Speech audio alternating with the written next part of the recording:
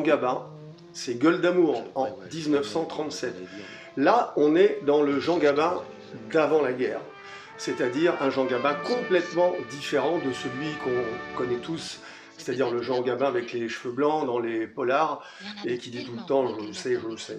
Là, c'est autre chose. En 1937, Jean Gabin tourne 3 chefs-d'œuvre. La Grande Illusion, Pépé le Mocco et Gueule d'amour. C'est l'histoire d'une amitié entre 2 soldats, Jean Gabin et René Lefebvre, qui sont des spahis, des cavaliers de l'armée française en Afrique du Nord. On est au temps de l'Empire français, avant l'écroulement de juin 40.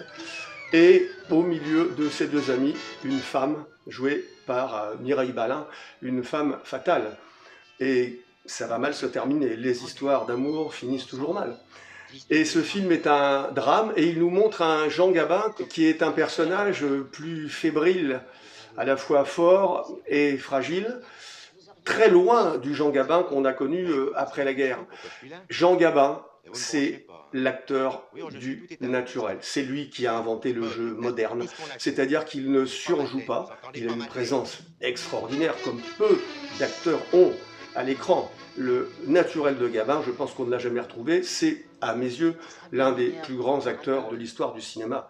Et pendant toute cette période de l'avant-guerre, où il va tourner à peu près dans tous les chefs-d'œuvre du cinéma français, Jean Gabin joue un héros du peuple, un prolétaire, quelqu'un qui représente le peuple français. Et c'est pour ça qu'il est rentré dans la légende, et il n'y a pas eu après lui un acteur qui a autant incarné le public qui allait le voir. Évidemment, nous sommes dans un ancien monde et il ne faut pas comparer les époques.